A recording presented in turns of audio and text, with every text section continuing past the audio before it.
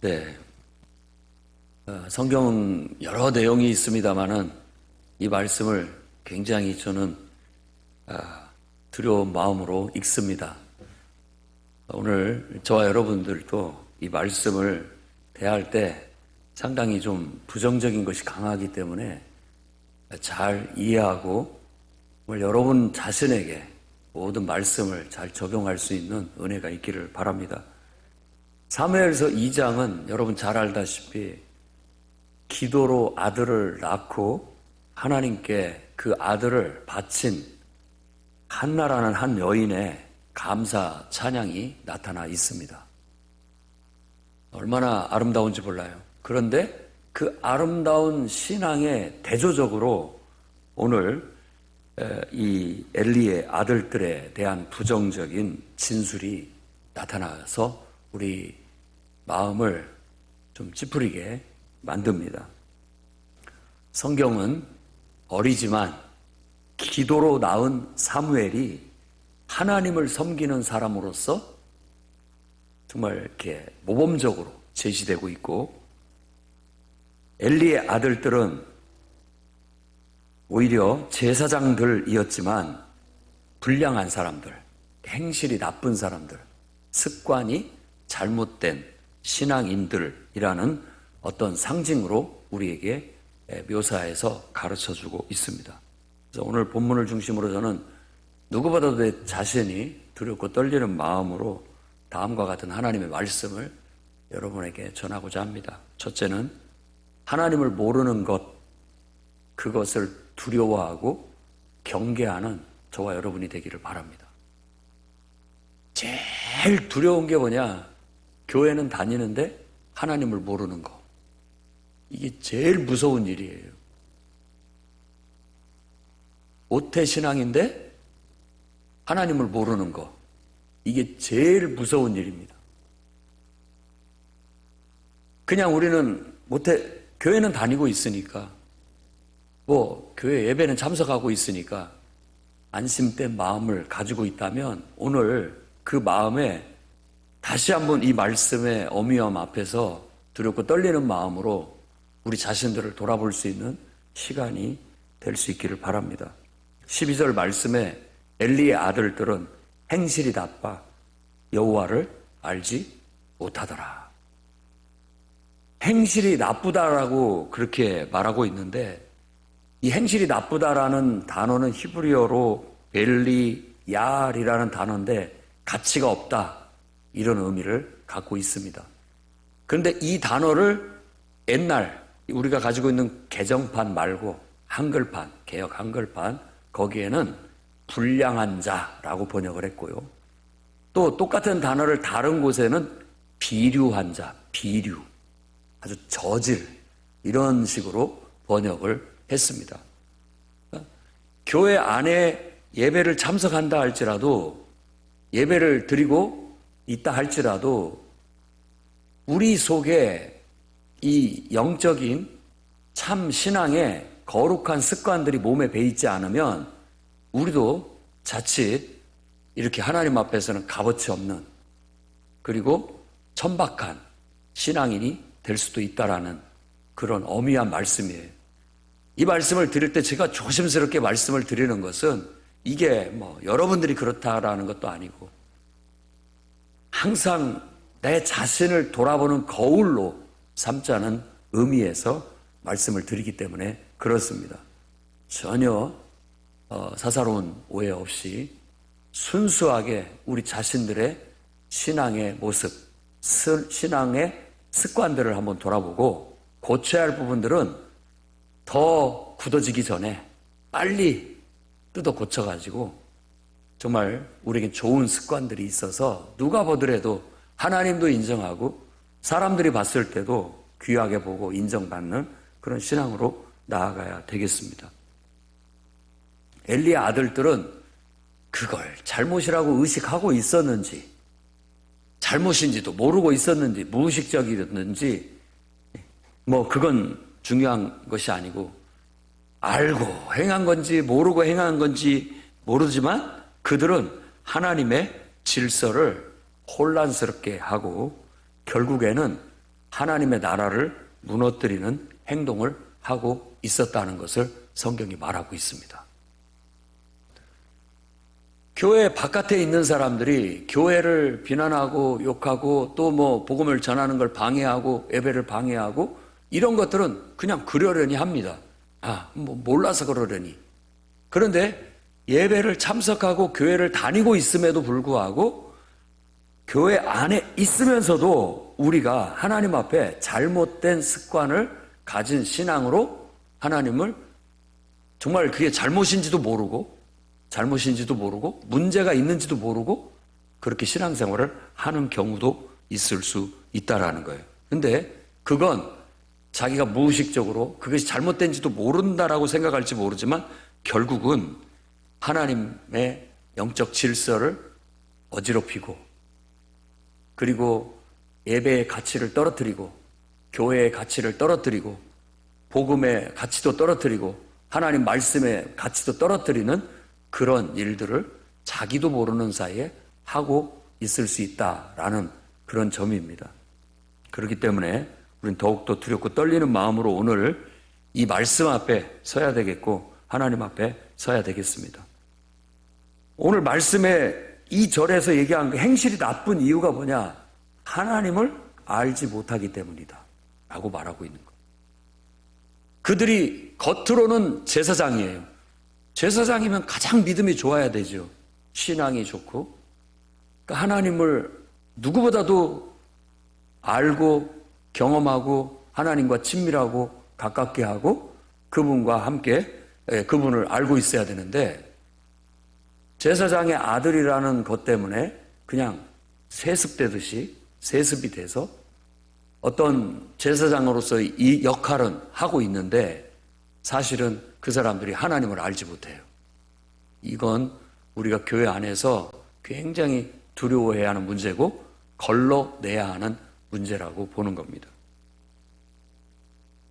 히브리서 12장 15절부터 16절에 이렇게 얘기합니다. 너희는 히브리서 12장 15절에서 16절 말씀 너희는 하나님의 은혜에 이르지 못하는 자가 없도록 하고 그리고 또 쓴뿌리가 나서 괴롭게 하여 많은 사람이 이로 말미암아 더럽게 되지 않게 하며 음행하는 자와 혹 한 그릇 음식을 위하여 장자의 명분을 판 에서와 같이 망령된 자가 없도록 살펴라 라고 그렇게 명령을 합니다. 교회 안에 하나님의 은혜에 이르지 못하는 자가 있는지를 우리는 살펴야 됩니다. 다 예배에 참석해서 예배를 드린다 할지라도 하나님을 경험하지 못하고 하나님을 알지 못하고 그분의 은혜를 경험하지 못하게 된다면 그것은 교회의 가장 치명적인 약점이 될 수 있고 치명적인 독소가 될 수 있고 문제가 될 수 있다라는 겁니다. 그래서 교회는 여러 가지 교육 훈련을 통해서 이런 사람이 없도록 하기 위해서 충분히 사람들을 훈련하고 가르치고 훈련하고 그래서 그 과정을 통해서 하나님에 대한 분명한 신앙 고백이 있어야 되고 그리고 하나님에 대한 간증, 하나님을 경험한 간증이 있어야 됩니다. 우리가 지금 제자 훈련 대상자를 이제 또 12월 모집해서 1월부터 진행을 하려고 하는데 제자 훈련을 받을 수 있는 사실 자격자가 누가 있느냐라고 말한다면 분명한 신앙 고백이 있어야 되고 자기의 신앙 간증이 있어야 되는 거예요. 그래서 제자 훈련의 첫 번째 시간에 그걸 검증을 합니다. 근데 대부분은 그 신앙 고백도 있고 자기 간증도 있는데 흐지부지해요. 희미하다고요, 너무. 그래서 그 시간을 통해서 다시 한번 자신의 신앙 고백을 확고하게 흔들림 없이 분명하게 하게끔 만드는 거예요. 그리고 하나님에 대한 간증이 희미해. 하나님을 경험한 것도 같고 안 한 것도 같고 이런 것들을 명료하게 하나님을 경험한 그런 어떤 확신을 가질 수 있도록 지도를 하게 되는 겁니다. 그게 토대가 되지 않는다면 이론적으로 제자 훈련 받으면 뭐합니까? 결국은 엘리의 아들들밖에 안 되는 거예요. 그런 사람이 소정의 훈련 과정을 마쳤다고 해서 직분을 맡고 어떤 책임을 맡아서 할 때 엘리 아들들 같이 할 거란 말입니다. 주의 일을. 그러면 이 교회는 망하는 겁니다. 교회는 망하는 거예요. 우리가 정말 여러분들 중에 믿음의 고백이 분명하고 신앙의 간증이 분명한 사람들, 그리고 하나님 앞에 나는 정말 주님을 위해서 내 인생 헌신하고 살겠다 하는 사람을 선발해서 신학교에 보내고 신학훈련을 받아서 더 큰 그릇을 만들고 하나님 앞에 주의 일에 정말 쓰임을 받을 수 있도록 만듭니다. 그런데 이런 것들이 검증되지 않고 신학교에 가서 신학을 배운들 엘리 아들들밖에 안 됩니다. 엘리 아들들밖에 안 돼요. 결국은 제대로 하나님을 알지도 못하고 제대로 하나님을 경험하지도 못했고 진짜 하나님을 예배하지도 주의 일을 할 줄도 모르는 그냥 겉으로만 흉내내는 그런 일꾼들이 돼버릴 수도 있다는 것을 우리는 알아야 됩니다. 그래서 에서처럼 그렇게 망령된 하나님의 은혜도 모르고 정말 구원의 기쁨도 모르고 구원의 소중함도 모르고 교회의 소중함도 모르고 믿음의 소중함도 모르고 이런 것도 모르는 그런 사람들이 있을까 우리는 염려하고 그런 망령된 자들이 교회 안에 있지 않도록 힘써서 그런 사람들을 깨뜨리고 가르치고 훈련하고 그래서 하나님을 정말 진정으로 누군가 강요가 아니라 내가 모태로 태어나서 뱃속에서부터 교회를 다녀서가 아니라 이제는 내가 진짜로 하나님 말씀을 듣고 배우니까 진짜 하나님에 대한 나의 신앙 고백이 내 입에서 터져 나오고 진실된 고백이 하나님은 정말 나를 창조하신 분이요 나를 사랑하신 분이요 나를 구원하시기 위해서 이 땅에 오셨고 십자가에 죽으셨고 나에게 영생을 선물로 주시기 위해서 죽은 자 가운데서 부활하셔서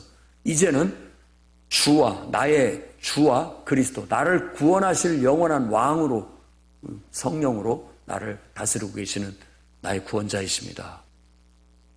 당신께 내 인생을 다 맡겨드립니다 라는 분명한 신앙의 고백이 있어야 됩니다.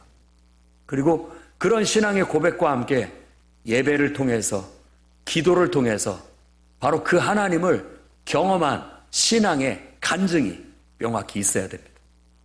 그래야 이 사람이 은혜 안에 있구나. 은혜 안에 있구나. 그리고 그런 사람들이 주의 일을 해야 맞습니다. 원칙적으로. 교회 다니면 1년이나 2년 그리고 한 3년 정도 교회 착실히 출석을 하면 교회에서는 다 믿음 좋은 사람으로 봅니다.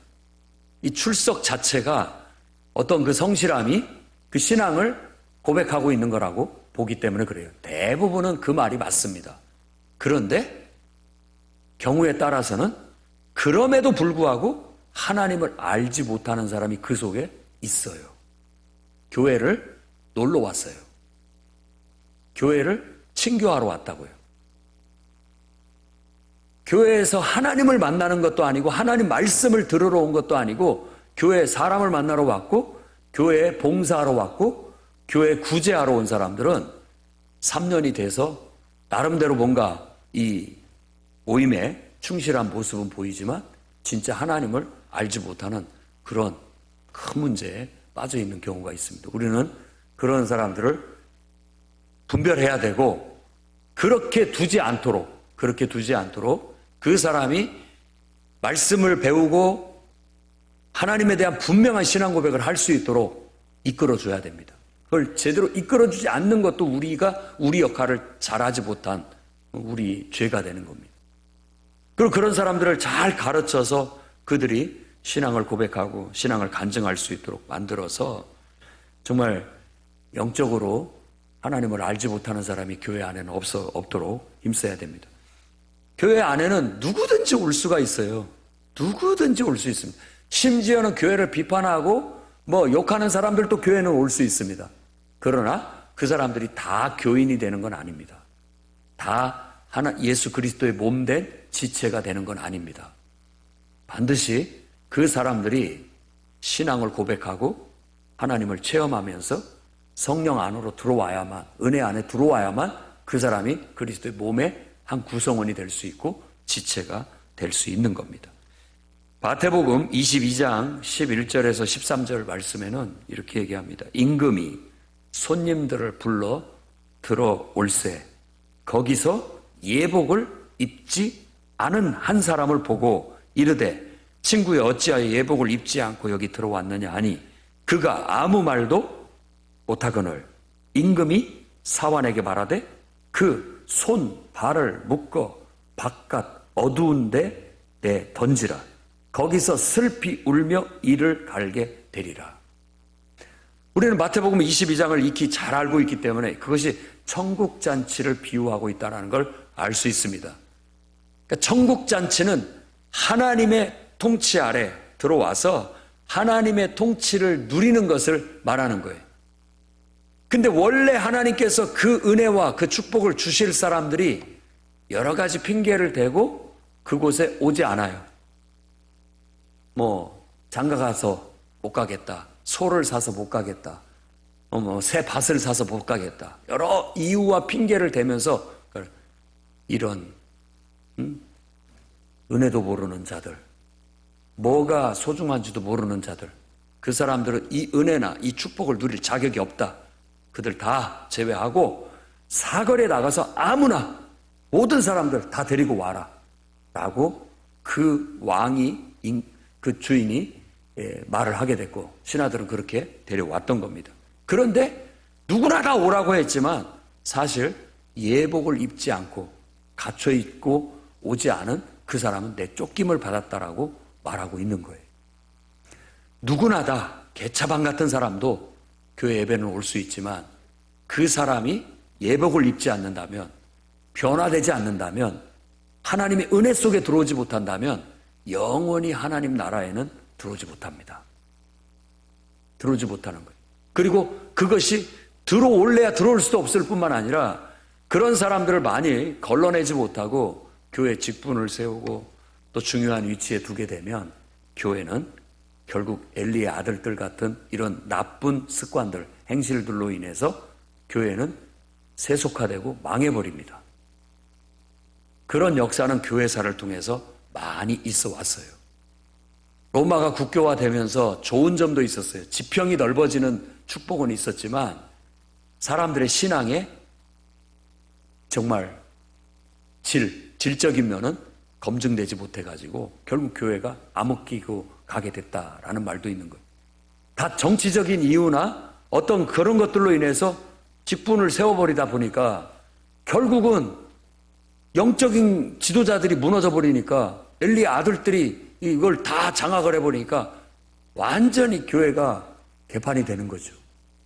우리는 그렇게 두어서는 절대로 안 되겠습니다. 그래서 오늘 저는 여러분들이 교회를 다니면서도 하나님을 모른다는 거, 분명한 신앙 고백이 없다는 거, 하나님에 대한 간증이 없다는 것을 너무나도 두려워해야 되고 그런 일을 경계해야 되고 그런 사람이 있다면 우리는 쌍불을 켜고 그런 사람이 변화될 수 있도록 기도하고 말씀을 가르치고 그 사람을 은혜 받을 수 있도록 함께 예배에 참여하고 은혜 받을 수 있도록 함께 기도해주고 그 사람을 도와줘야 됩니다. 그래서 모두가 다 그 은혜 안에 동화될 수 있도록 만들어 나갈 수 있는 저와 여러분들이 될 수 있기를 바랍니다. 그렇게 돼서 숫자는 적어도 그렇게 한 사람 한 사람이 제대로 된 정말 좋은 습관을 가진 영적으로 은혜 받은 사람들로 구심점이 돼서 하나씩 하나씩 그 은혜 안으로 사람들을 더하다 보면 그게 바로 부흥이에요. 그게 부흥입니다. 그게 변화가 일어나는 거고 그게 역사가 일어나는 거예요. 자, 이제 두 번째로는 하나님을 경외하며 제일로 섬기는 풍토를 만들어야 됩니다. 신명기 6장 4절 5절. 자, 이스라엘아 들어라. 우리 하나님 여호와는 오직 유일한 여호와이시니. 유일한 여호와이시니. 쓴 단어가 1번이라는 뜻입니다. 1번. 하나. 1번. 첫 번째. 그걸 번역을 유일한이라고 번역을 한 거예요. 그러니까 한 분밖에 안 계시다라는 말이기도 하면서 우리에게 있어서는 모든 면에 있어서 첫 번째라는 뜻입니다. 하나님을 첫 번째로 두는 풍토 가져야 됩니다. 여러분, 하나님을 첫 번째로, 가장 중요한 걸로, 가장 좋은 걸로 하나님을 섬기는 습관을 가져야 돼요. 그래서 이스라엘아 들으라, 너희들은 알아야 된다. 우리가 믿는 여호와 하나님은 유일한 하나님이다. 최고의 하나님, 넘버원이시다 라고 말하면서 그 다음 절에 말합니다. 그러니까 우리가 어떻게 그분을 섬겨야 되냐. 너는 마음을 다하고 그리고 뜻을 다하고 힘을 다하여 네 하나님 여호와를 사랑하라. 이 말씀을 예수님께서 인용을 하실 때는 목숨을 다하여로 바꿉니다. 목숨을 다하여. 신약 성경에는 목숨을 다하여 하나님을 사랑하라 라고 말하는 거예요. 만일 어떤 사람한테 우리가 이 정도로 충성을 한다면 야 미쳤냐 너? 어떻게 완전히 맹신하고 있구나 라고 말할, 좀 부정적으로 얘기할 수 있지만 여러분을 창조하시고 여러분을 여러분보다 더 사랑하시고 마땅히 우리 예배를 받으실 하나님에게는 그 이상 해야 됩니다. 그래서 하나님은 우리 인생에, 우리 마음속의 가치관에 항상 넘버원, 제일 먼저 그분을 앞세우고 그분을 위하고 그분께는 가장 좋은 것. 그래서 이 모세의 글 속에는, 모세 오경 속에는 항상 하나님은 첫 열매로 섬겨라. 그 말은, 처음 것이라는 말은 가장 좋은 것, 전혀 손대지 않은 가장 순수하고 좋은 것은 먼저 하나님 앞에 드려라 라는 걸 가르치게 되는 겁니다.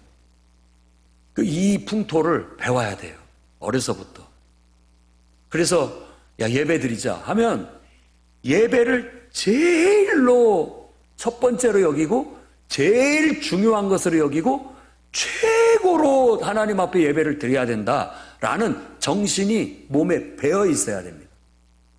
몸에 배어 있어야 돼요. 그것은 말로 잔소리한다고 가르쳐지는 게 아니에요.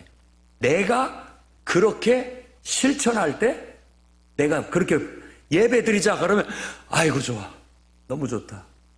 야야 만사 제치고 예배부터 드리자. 예배는 기쁨이요, 예배는 축복이요, 예배는 내 인생의 최고의 선물이다. 예배가 최고다. 예배부터 드리자.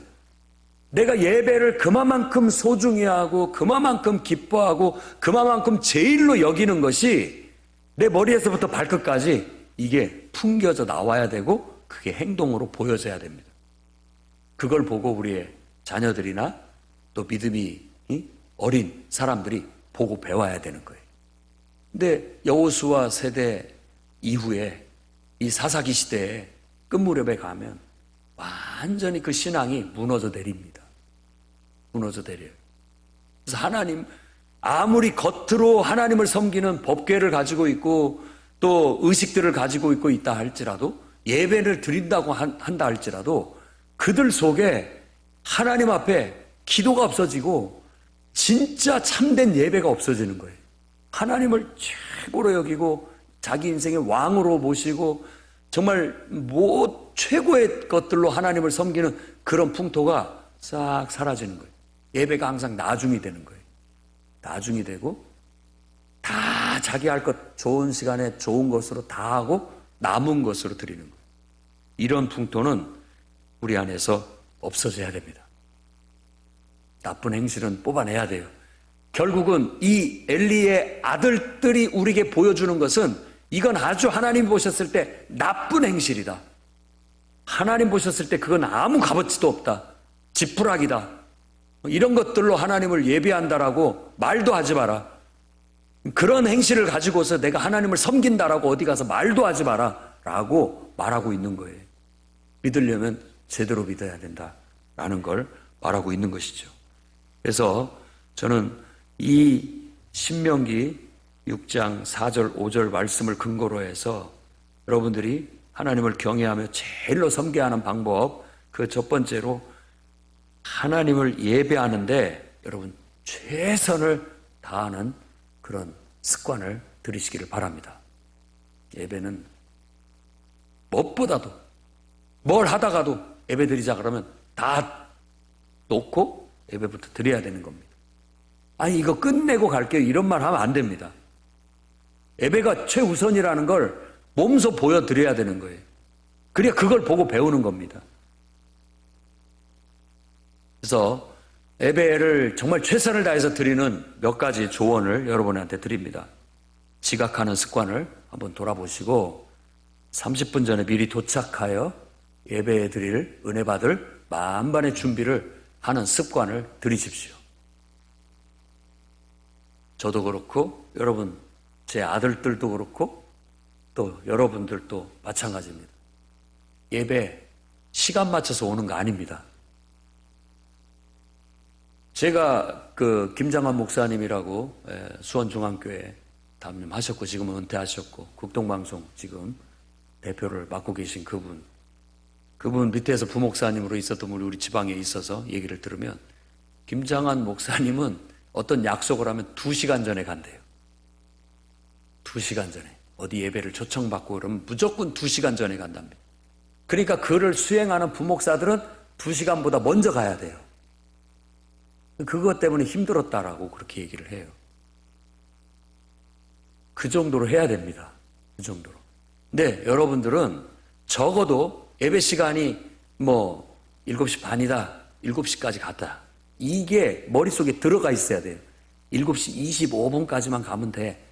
이게 아니라 7시까지는 가서 먼저 잘 준비하는 거예요.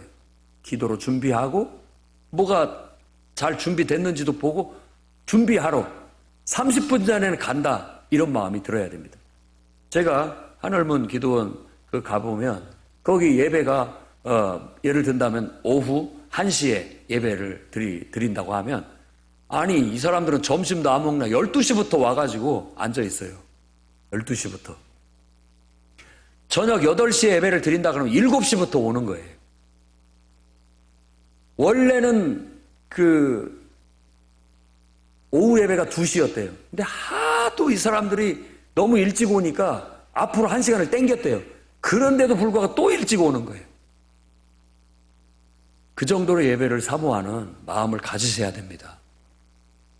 우리 마음속에는요, 그거 딱 시간 맞춰서 한 5분 전에만 가면 되지. 이런 마음 가질 수 있거든요. 그런데 그 마음이 틀린 것도 아니고 나쁜 것도 아닌데 그런 마음은 오히려 간등간등한 거고요.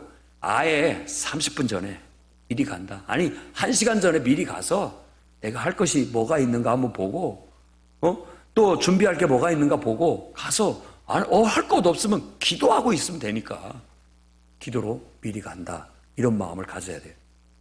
우리 찬양 인도하시는 분이 찬양 인도하려고 하는데 2-3명 앉아 있어 봐요. 이거 불안합니다. 이게 사람들이 왜 이렇게 안 오나. 이렇게 해가지고 어떻게 예배를 드리냐고요. 물론 합의하에 좋은 시간, 적합한 시간을 정하는 것도 중요해요. 중요하고 하지만 딱 정해졌다면은 좀 만사를 제끼고 다른 일들을 빨리빨리 처리하고서라도 미리 와서 벌써부터 이 찬양 인도자가 나와서 찬양을 인도하려고 하면 벌써부터 막 사람들이 그 열의에 찬 사모하는 마음으로 다 와가지고 기도하고 준비하고 있으면 은혜 안 받으려고 해도 안 받을 수가 없는 거죠. 이게 안 그러겠습니까? 불안해가지고 오늘 올까 말까 이런 염려나 하고 있다면 어떻게 예배가 하나님 앞에 최선을 다한다고 할 수 있겠냐고요. 여러분 주일날은 주일날은 주님과 함께. 우리 권사님들 안수 집사님들은 2부 예배만 드린다라고 생각하지 마십시오. 1부도 오고 2부도 오고 오후 예배도 오고 다 하나님이 나를 필요로 하고 있다라고 생각하시는 거예요. 하나님을 위해서 어떤 내가 섬겨야 할 일, 봉사해야 할 일들이 있기 때문에 미리 가서 만반에 준비하고 미리 가서 딱 대기하고 있다가 하나님께서 그냥 딱 말씀하시면 즉각 가서 반응해서 내가 해야 할 일들을 해주는 거예요. 여러분들이 마르다처럼 뒤에서 다른 사람들이 다 은혜 받을 수 있도록 방해되는 거 하나도 없이 그들이 마음껏 집중해서 은혜 받을 수 있도록 최선을 다해준다면 예배가 살아나게 될 거예요. 우리가 그렇게 평생을 살아야 됩니다.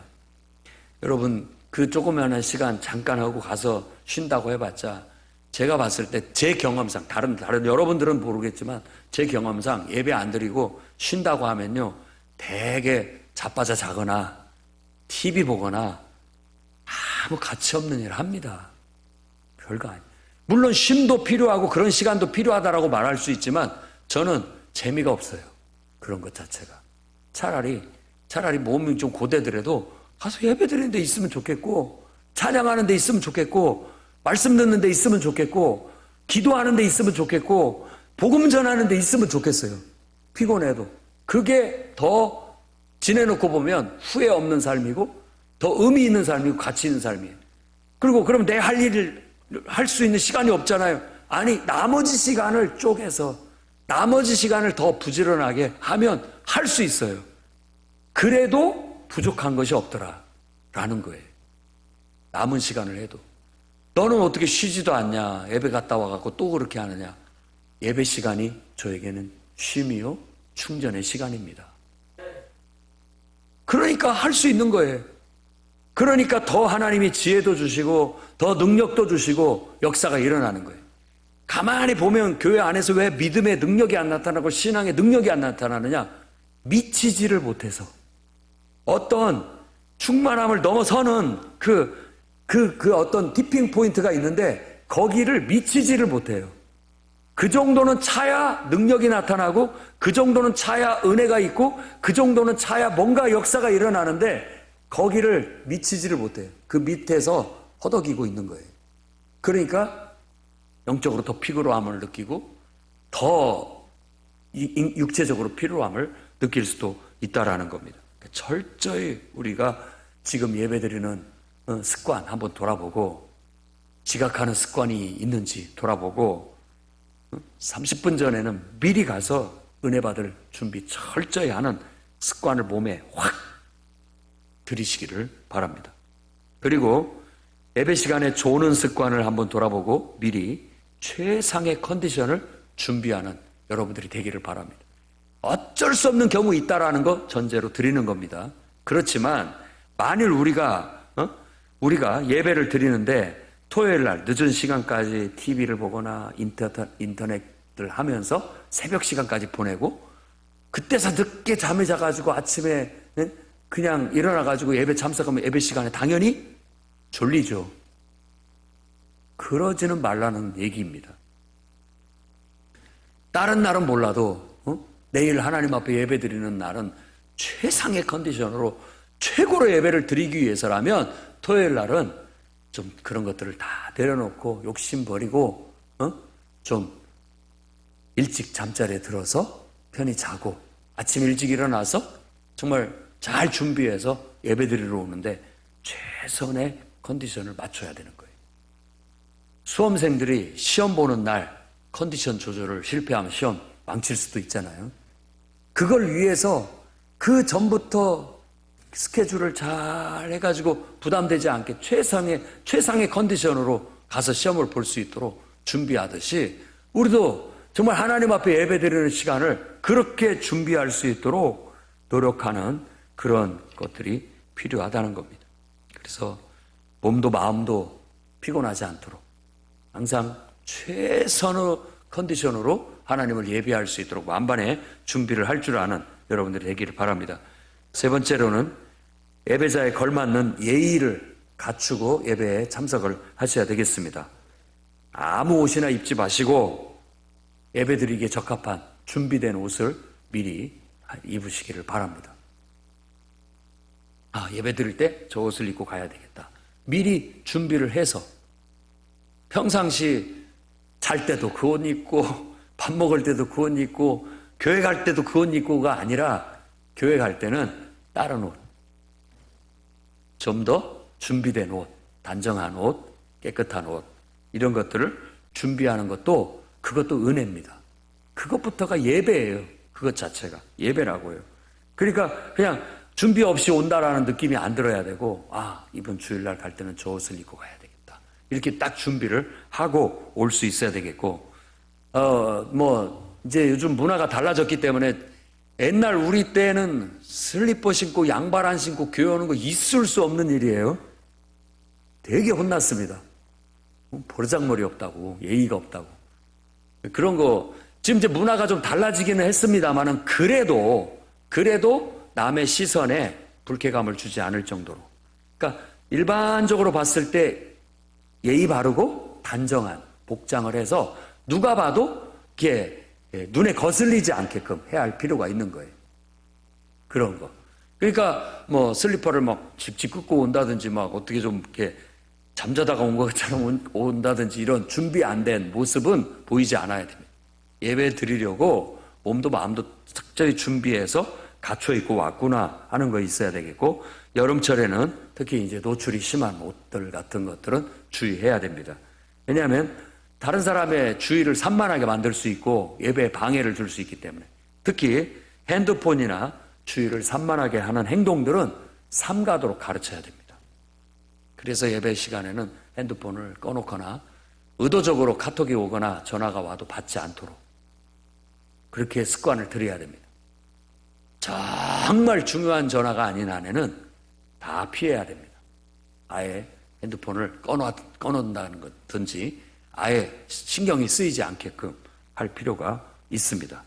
요즘은 이제 뭐 성경책을 안 들고 오는 경우들이 많은데, 가능한 한 성경책을 여러분이 돈을 주고 산 정성껏 공을 들인 성경책을 꼭 가지고 올 수 있기를 바랍니다. 핸드폰 어플로 보는 성경은 극한 상황에서, 그 성경책을 가지고 다닐 수 없는 상황에서 보조제로만 쓰지, 이것을 주로 쓰고 성경책은 안 들고 다니는 습관은 그렇게 썩 좋아 보이지는 않은 것 같습니다. 정성껏 성경책 끼고 성경책의 밑줄도 긋고, 내가 보는 성경책의 밑줄을 긋고 머릿속에 이미지화를 해야 이 말씀이 성령의 역사를 통해서 내 머릿속에 떠올라요. 또 물론 경우에 따라서 우리 아이들은 디지털 시대니까 이 디지털 북이 더 익숙할지도 모르겠습니다. 그게 더 머리에 잘 떠오를 수 있다면 제한적으로 허용은 될 수 있지만, 항상 내가 하나님 말씀에 집중할 수 있는지, 또 내 행동이 다른 사람들이 예배에 집중하는데 산만하게 만드는 행동은 아닌지 살펴야 되는 거예요.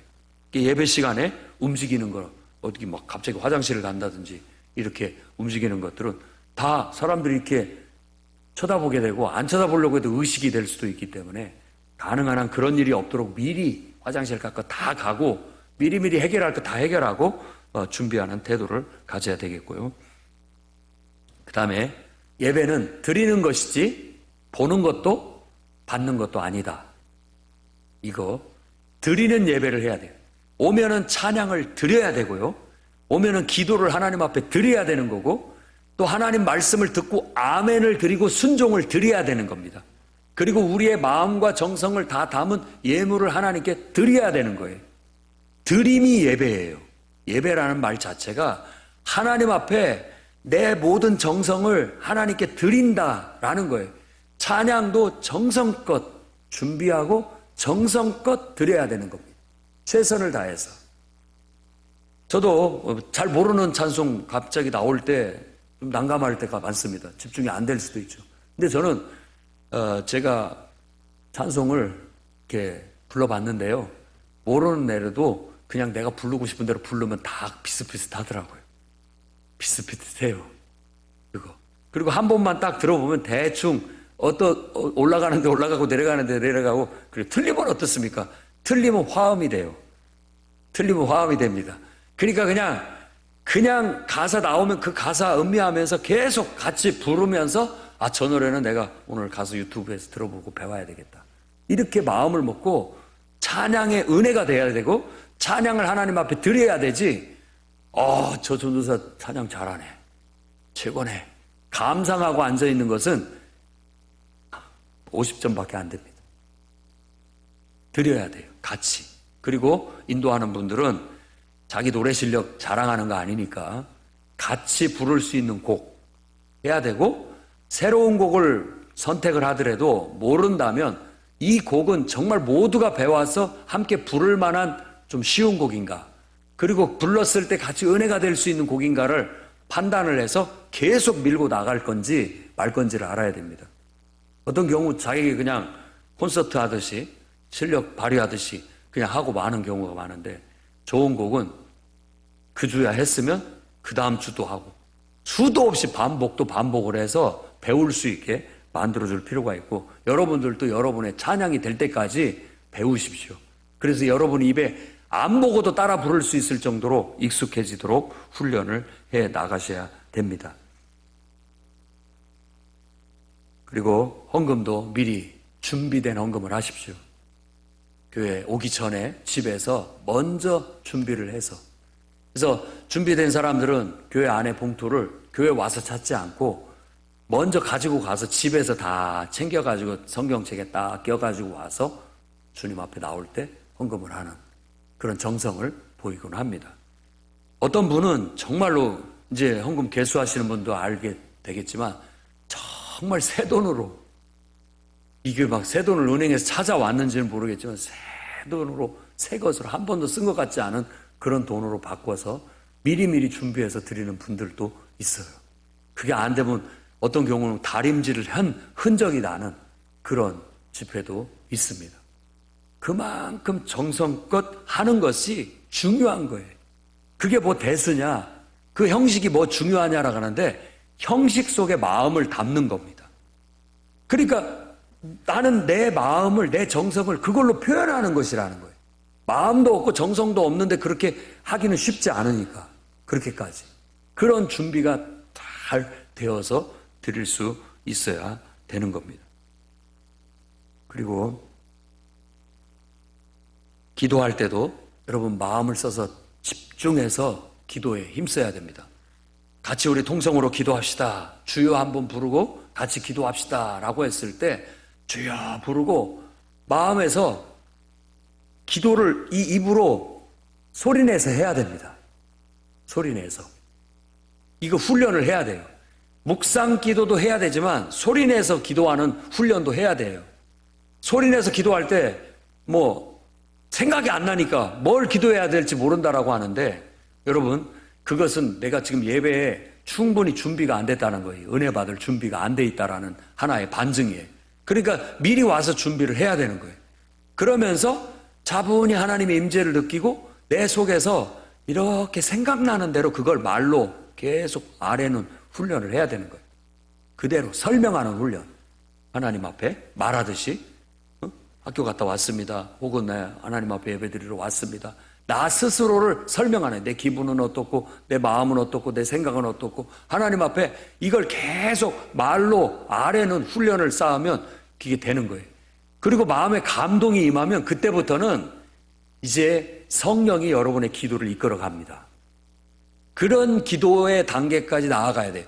무시로 성령 안에서 기도할 수, 성령이 기도할 수 있는 거리들을 내 마음속에 생각나게 해주시는 거예요. 생각나면 기도로 바꾸는 거예요. 생각나면 뭐든지 기도로 바꾸는 겁니다. 그렇게 하면 우리 기도가 더 풍성해지고 시간 가는 줄 모르고 기도할 수 있게 되는 거예요. 동성으로 기도하자라고 했을 때 여러분들은 이미 하나님의 은혜에 사로잡혀서 막 성령이 생각나게 하시는 것, 느끼게 하는 것, 깨닫게 하는 것들을 막 하나님 앞에 기도로 쏟아낼 수 있어야 되겠어요. 그게 어떤 영적인 소통이 이루어지는 거고, 그 소리 속에도 임재가 느껴지는 거예요. 찬양 소리.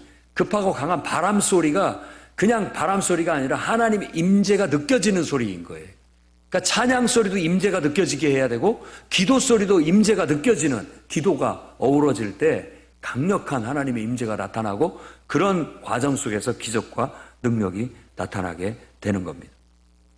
설교를 할 때에도 여러분 아멘으로 화답을 하고, 예배는 드리는 거예요. 듣고만 앉아있는 게 아니라 아멘을 한다는 건 나도 그 생각입니다. 그 말씀이 맞습니다. 지금 능동적으로 설교에 참여하고 있는 거예요. 여러분 예배를 드리고 있는 거죠. 아멘으로 받고 또 그 말씀을 순종하겠다는 고백으로 아멘을 외치는 겁니다. 그 말씀대로 내가 되고 그 말씀대로 내가 하겠다라는 내 하나님에 대한 내 결단이고 고백인 거예요. 그래서 아멘을 유도해서 하는 것이 아니라 여러분 속에서부터 우러나오는 아멘을 드리고 그 말씀은 기억해뒀다가 행동으로 반드시 옮겨서 실천하는 그 예배는 아멘도 드리고 순종도 드리는 것이라고 할 수 있습니다. 이렇게 먼저 하나님을 예배하고 섬기는데 여러분들이 최선을 다하시기를 바라고 기도하는 습관을 이제 잘 길들이시기를 바랍니다. 두 번째는 기도 습관을 들여야 됩니다. 각자 개인차가 있지만 기도가 충분하지 않으면 진정한 영적인 신앙에 도달하지 못합니다. 내가 느끼는 것은 성도들의 기도가 턱없이 미치지 못해요. 몇몇 분들 외에는 기도가 미치지를 못해요. 그게 뭐냐면 영적인 목마름을 갖고 살아가고 있는 거예요. 메마름을 갖고 살아가고 있어요. 그러다 보니까 우리 마음의 그릇 안에 은혜가 확 차서 은혜가 넘쳐야 되는데 그게 찰 겨를이 없어요. 왜? 기도를 하지를 못하니까. 일주일 내내 지내면서 주일 예배 딱 와서 여러분이 와서 기도한다고 얼마나 기도하십니까? 예배 시간에. 그거 갖고 나는 기도하고 있다. 말도 안 되는 거예요. 하루도 빠짐없이 기도는 우리에게 습관이 돼서 꿈속에서라도 기도하고 무의식 속에서라도 기도하는 그런 분위기로 쏙 들어가 있어야 됩니다. 그래야 이게 영적인 분위기 속에 들어가 있는 거예요. 제가 많은 사역자들을 경험해 보지만 저 자신도 부족한 게 많지만 기도가 부족한 분들이 있습니다. 기도가 부족해요. 퍼석퍼석해요. 모든 말도 그렇고 모든 사역을 봤을 때 퍼석퍼석하다고요. 기도가 부족하는 거예요. 기도가. 충분히 기도로 기름칠을 하듯이 하게 되면 뭐가 달라도 달라요. 좀 매끄럽습니다. 매끄럽고 은혜가 있어요. 힘이 있고 그 속에 기쁨도 있고 능력도 있어요. 감동도 있고.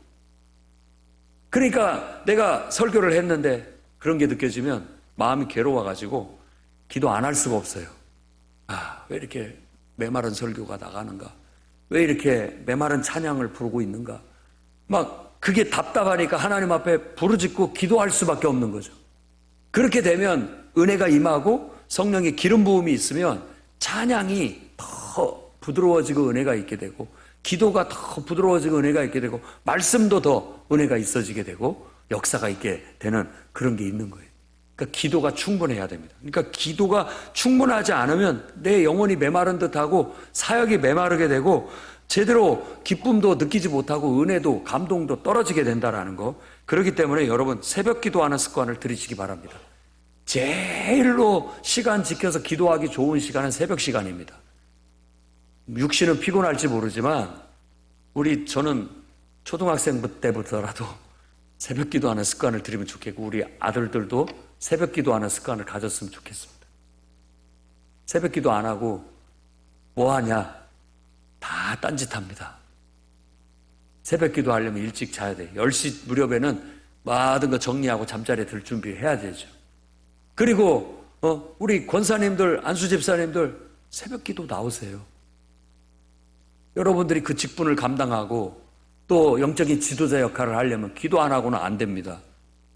직분만 갖고 있지 마시고 영적인 능력도 가져서 그 직분을 감당할 수 있도록 그리고 기도를 해야 하나님께서 말씀도 주시고 감동도 받아야 교회에 뭣도 하자고 제안도 할 수 있고 뭘 하면서 열매도 나타나고 이러지. 기도를 안 하고 있다가 누가 뭐 이것 불만 얘기하고 저것 불만 얘기하면 그거 가지고 혹해가지고 와갖고 막 얘기하고 그러는데 여러분 그렇게 말하지 마십시오. 기도하고 와서 얘기하세요. 기도하고 충분히 하나님 기도하고 하나님께서 주신 말씀을 하시라고요. 하나님께서 충분한 기도가 바탕이 안 된 상태에서 여러분들이 여러 소리를 듣고 판단하는 판단은 대부분이 인간적이고 육신적일 확률이 높습니다. 그러나 기도하는 가운데서 그런 소리를 들으면 다 그 말들이 인간적인 소리고 육신적인 소리를 가치 없는 소리라는 거 다 분별이 됩니다. 그 중에서 하나님의 음성이 들리는 거예요. 아, 이것은 꼭 기도하면서, 아, 이건 정말 하나님이 이러기를 바라는 거구나. 저 어린 영혼을 통해서도 이런 깨달음을 주시는구나. 이런 것들을 가지고 우리가 논해야 되고 그런 것들을 말할 수 있어야 됩니다. 근데 우리가 교회 지도자가 되라고 권사도 안수집사도 주었는데 충분히 기도를 하지 않으니까 교회 역사가 안 일어나는 거예요. 그런 분들을 통해서 막 기도하면서 받은 감동을 따라서 이것도 해봅시다, 저것도 해봅시다 이렇게 나와야 되는데 그런 게 안 나와요. 그리고 나오는 소리가 인간적인 소리, 육신적인 소리지 기도하면서 나온 소리가 아니에요. 답답합니다. 그러면은 영적으로 성장하지도 못하고 정말 우리가 나쁜 습관에 빠져가지고 교회가 나빠지는 것밖에 없는 거예요. 계속 나빠지기밖에 안 하는 거예요. 책임감을 가지고 여러분 충분한 기도의 사람들이 되셔야 됩니다. 그래서 내가 은혜 안에 있고 기도로 늘 하나님의 영적인 깨우침이나 또 내 마음의 감동을 받으면서 뭔가를 하려고 하는 의욕들이 기도를 통해서 나와야 되고 그것들이 계획되어져야 되고 그것들이 함께 뜻을 모아서 실행되어져서 열매가 맺어질 수 있도록 이끌어 나가야 된다라는 겁니다. 새벽 기도하는 습관 좀 피곤하더라도 들이십시오. 그것만큼 더 확실한 기도의 시간은 없습니다.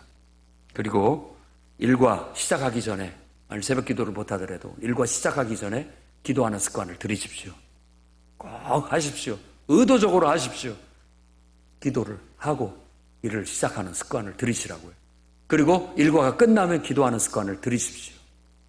정말 함께 기도하는 축복이 얼마나 큰 건지 경험해 본 사람은 기도 모임 시간, 새벽 예배라든지 저녁 예배라든지 이런 시간 꼭 찾아다니려고 합니다. 왜냐하면 그 시간이 좋거든요.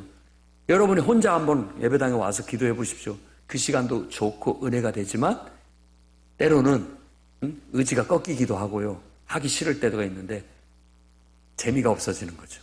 근데 막 같이 하면 이건 너무 좋은 거예요. 저는 수요 예배, 금요 예배가 너무 좋아요. 기다려지고. 왜? 난 매일 저녁 기도하고 싶고 매일 저녁 하나님을 예배하고 싶은데 여러분들이 와서 그렇게 막 같이 찬양 불러주고 같이 기도하고 이러니까 신이 나는 거죠. 내 영혼이 내 속에서 기뻐 춤을 추는 것 같아요. 얼마나 좋은지 몰라요. 매일같이 그랬으면 좋겠어요. 그럴 수 있는 동역자들이 있었으면 좋겠고 그렇게 함께 할 수 있는 사람들이 있었으면 좋겠어요. 여러분 목장에도 한번 그렇게 느끼는 사람이 분명히 있을 겁니다. 여러분 주위에도 그렇게 느끼는 사람이 분명히 있을 거예요. 함께 기도하고 싶은 사람들. 혼자는 용기도 안 나고 혼자는 또 써먹써먹하고 재미도 없고 그러니까 같이 하면 좋겠다라는 그런 마음이 드는 분들이 있을 겁니다. 그런 분들을 또 시간 맞춰가지고 같이 기도 시간을 갖고 뭐가 됐든 찬송도 부르고 기도도 하고 은혜의 시간을 갖는 것이 아주 중요합니다. 그리고 저녁 예배 참여하는 습관을 들이시기 바랍니다. 제가 낮에도 예배를 드려보고 저녁에도 예배를 드려보는데 저녁 시간이 훨씬 은혜가 더 충만합니다. 왜냐하면 하나님께서 예배에 집중하라고 세상을 어둡게 딱 해주시고 예배당만 밝혀주셔가지고 집중이 잘 돼요. 저녁 예배는 은혜가 됩니다. 더. 저녁 예배를 더 사모하세요. 그리고 저녁 예배 드린다고 하면 만사를 제치고 오시고 예배 드리고 은혜 받고 그 남은 짬 시간을 이용해서 여러분 일들을 처리해 나갈 수 있기를 바랍니다. 그래서 내가 저녁 예배를 통해서 은혜 받으면 다른 사람한테도 자꾸 저녁 예배가 최고다. 저녁 예배 드리자, 저녁 예배 드리자 해서 우리 모든 안수 집사님들 저녁 예배 드릴 수 있는 은혜가 있기를 바랍니다. 은혜 받으셔야 됩니다. 우리 집사님들이 은혜 안 받으면 교회 망합니다. 그리고 이제 집사로 임명 받으신 분들도 저녁 예배는 집사 정도 됐으면 이제 저녁 예배는 나와야지. 은혜 받아야지. 여러분들이 은혜 안 받으면 교회는 망합니다. 영적으로 무너지는 거예요. 결국 엘리의 아들들 같은 인간적이고 육신적이고 나쁜 신앙만이 막 들고 나오는 거예요. 망해요. 전 그렇게 둘 수가 없습니다. 그렇게 가서도 안 되는 겁니다. 인간적인 사람들은 뭐 예배가 너무 많다, 뭐 일주일에 한 번만 드리면 되지, 뭘 이렇게 막 자주 하려고 하냐. 기도해 보세요. 그게 하나님의 뜻인지, 그게 마귀의 소리인지, 그게 육신의 소리인지 분별이 될 겁니다. 예, 그런 거 안 하고 뭐 하러 다닙니까? 예배 안 드리고 기도 안 하는 시간에 도대체 뭘 하고 산단 말입니까? 여러분들이 그 예배보다도, 그 기도보다도 더 중요하고 가치 있고 의미 있고 아주 그런 일들을 한다면 얼마든지 가서 하십시오. 하지만 그거 안 하는 시간에 여러분들은 대개 다 그보다 더 가치 없는 허접한 것들, 비루한 것들에 여러분 시간을 다 바치고 있다는 것도 기억하셔야 됩니다. 그러니까 우리를 돌아봐서 기도하는 습관을 들여야 됩니다. 그리고 교회에서 하는 수련회 꼭 참석하는 습관을 들이십시오. 이건 은혜의 시간이고 축복의 시간이에요. 이걸 놓치는 것은 내게 있어서 아주 큰 손실이라고 생각하셔야 됩니다. 그래서 수련회의 모든 휴가 일정을 맞추고 여러분들의 스케줄을 맞춰서 수련회는 꼭 참석을 해야 돼요. 갔다 온 사람과 안 갔다 온 사람이 확연히 다릅니다. 달라요. 이야기거리도 없어요. 갔다 온 사람들의 이야기거리가 있다니까요. 안 간 사람은 그 이야기에 참여를 할 수가 없어요. 수련회는 영순위로 항상 참여해서 그럴 때 가서 집중적으로 기도하고 은혜가 이렇게 철철 넘치는 경험을 해야 신앙의 고백도, 신앙의 간증도 나타나는 것이지, 그냥 평상시대로 가면은 신앙의 간증이 없어요. 간증이 없다고요. 그런 시간들은 너무나도 소중한 시간이고 교회적으로도 모든 에너지를 다 집중해가지고 준비하는 시간들이라고요. 참여해야 됩니다. 부흥에 참여해야 됩니다. 그런 시간을 통해서 하나님이 주시고자 하신 은혜가 있기 때문에, 그래서 그런 좋은 기도하는 습관들을 여러분들이 들일 수 있기를 바라고, 그 다음에 세 번째는 매일 말씀을 읽는 습관, 그리고 그것을 묵상하고 삶에 적용하는 습관을 들이십시오. 하루라도 성경을 읽지 않으면 나는 그리스도의 제자가 아니다, 이렇게 생각하셔야 됩니다. 매일 성경은 펴야 되고 읽어야 되고 노트에 기록해야 되고 거기에서 느낀 점, 또 기도 제목, 뭐가 됐든지 간에 성경 요약 뭐든지 적어야 됩니다. 제자 훈련에서 가르치는 게 바로 그겁니다. 훈련을 받은 사람과 안 받은 사람의 차이는 성경책과 노트를 가지고 다니느냐 안 갖고 다니느냐 차이입니다. 성경책과 노트를 꼭 갖고 다니고 노트에는 항상 그날 읽은 말씀, 그날 읽은 말씀이 요약되어 있어야 되고 중요한 구절들이 밑굴쳐 있어야 되고 또 여러 가지 느낀 점들이 기록되어 있어야 되는 거예요. 적어도 하루에 A4 한 장은 적어야 됩니다. 그리고 깨달은 점, 실천할 점, 구체적으로 내 삶에 적용할 점들을 꼭 한두 가지 찾아서 실천하려고 노력해야 되고, 그리고 받은 은혜나 깨달은 점은 속으로 목장 모임에 가서 꼭 나누셔야 됩니다. 이게 다 연관된 일이에요. 이게 뭐 하나가 이가 빠져버리면 나머지가 안 되는 거예요. 매일 성경을 읽고 묵상하고 적용하고 실천하고 느낀 점이 있고 깨달은 점이 있는 사람들은 목장 모임에도 와서 이번 목장에 가서 내가 이 말씀을 꼭 나눠야지 하는 게 있어서 의욕적으로 참여하게 되고, 또 다른 사람에게 은혜가 되니까 더 나는 또 고무되어져서 더 열심히 성경을 읽게 되고 묵상하게 되고 적용하고 실천하게 되는 거예요. 이게 선순환이 이게 돌아갈 수 있도록 해야 되는 거예요. 근데 이게 하나가 안 돼버리면 나머지도 안 되는 거예요. 그러니 말씀을 매일 읽는 습관, 그리고 적용하고 실천하고 또 그 느낀 점, 감동받은 거, 경험한 것들을 목장에서 나누는 그런 훈련, 습관을 꼭 들이시기를 바랍니다. 네 번째는 전도하는 습관을 들이십시오. 내가 만난 하나님에 대해서 기회가 되는 대로 말하는 습관. 내가 경험한 하나님에 대해서 기회가 되면 말하는 습관 들이셔야 됩니다. 그리고 내 인생에 내가 만난 예수님은 어떤 의미인지 사람을 만나면 그 사람한테는 의무적으로 한 번은 꼭 해야 된다라는 그런 마음으로 항상 전도를 습관화하시기 바랍니다. 나타내야 돼요. 이게 전도예요. 야, 이번 예배 드렸는데, 야, 예배 때 막 내가 이런 말씀을 들었고 이렇게 은혜가 됐다. 말할 수 있어야 됩니다. 내 인생에 있어서 예수님은 나의 전부야. 그분은 나를 구원해줄 나의 유일한, 내가 섬길 유일한 왕이셔. 내 스스로의 고백을 공공연하게 말하는 거예요. 그럼으로써 이게 전도가 이루어지게 되는 것이라고 볼 수 있습니다. 여러분들의 분명한 신앙 고백을 불신자 앞에서 해보십시오. 그리고 여러분들의 분명한 신앙 간증을 불신자 앞에서 해보십시오. 그럼 그들은 듣고 뭔가를 깨닫게 될 것이고 하나님을 여러분을 통해서 발견하는 역사가 있게 될 겁니다. 전도도 습관입니다. 누구를 만나든지 예수님에 대해서 말한다.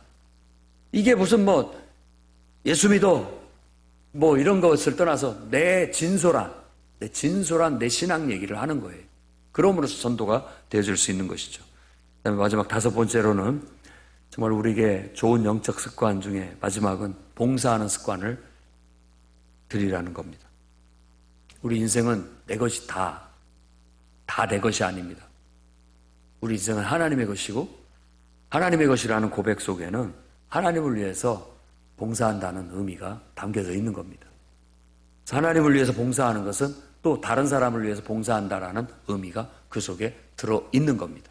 그래서 나는 나를 위해서도 살지만 하나님을 위해서도 다른 사람을 위해서도 사는 균형 잡힌 삶을 실천해야 되는 거예요. 여러분들의 직장생활 다른 사람을 위해서 봉사하고 있는 겁니다. 아주 귀한 거고 잘하는 거죠. 여러분들이 하는 모든 일들이 나를 위한 것이기도 하면서 다른 사람을 위한 것이기도 하고 하나님을 위한 것이 될 수 있도록 그런 봉사하는 삶을 살도록 여러분이 힘쓰셔야 됩니다. 그래서 여러분이 교회를 오면은 이 교회에서 하나님께서 나를 이 교회로 이끌어 주셨는데 이 교회에서 내가 할 일이 뭘까? 하나님이 나를 통해서 하고자 하시는 일이 뭘까? 늘 봉사할 것을 찾으셔야 돼요. 그냥 이 교회 와서 편히 쉬어서 예배만 드리고 은혜만 받고 그냥 쏙쏙 가는 그런 신앙은 정말 1년만 해야 됩니다. 그 이상 하면 안 돼요. 잠깐 쉬기 위한 숨을 고르고 재충전할 수 있는 시간을 가질 때만 그거 하는 것이고 우리 모두는 평생 무엇을 통해서 하나님께 봉사할까? 어떤 것을 이곳에서 하나님께서 봉사하기를 원하실까? 어떻게 하면 하나님을 기쁘시게 할까? 이곳에 하나님이 나를 보내신 이유가 뭘까? 이곳에 하나님께서 나를 통해서 뭘 하시려고 나를 이곳으로 이끌으셨나? 늘 묻고 하나님의 뜻을 구하고 하나님께서 이런 것을 위해서 하나님께 나를 보내셨구나 확신을 가지고 주님을 위해서 봉사하고 섬기는 삶을 살아가십시오. 그러면 이 교회 안에는 엘리 아들들 같은 사람은 하나도 없을 겁니다. 여러분들이 정말 하나님을 모르는 사람들이 있거든 하나님의 은혜를 경험하지 못한 사람이 있거든 그냥 넘어가지 마시고 그들을 돌봐서 그들을 이끌어서 꼭 하나님을 알게 만들고 분명한 신앙 고백과 간증을 갖도록 만드는 도와주는 역할을 하시기 바랍니다. 예배는 최우선이고 최고로 알고 예배에 집중하고 기도하는 습관을 길들이고 매일 말씀을 읽고 묵상하고 적용하고 나누는 습관을 들이고 전도하는 습관을 들이고 정말 평생 살면서 나 하나 살기도 힘들지만 항상 하나님을 위해 다른 사람을 위해 봉사하는 교회를 위해 봉사하는 삶의 실천은 평생 내가 해나가야 할 좋은 습관이다. 영적 습관이다. 라는 그런 마음을 갖고 나가신다면 이 시대 엘리의 아들들이 아니라 바로 기도로 나온 사무엘이 되는 겁니다. 여러분들은 기도로 나온 사무엘과 같은 경건한 좋은 영적 습관을 가지고 살아가시기를 주의 이름으로 축원합니다. 기도하겠습니다. 거룩하신 하나님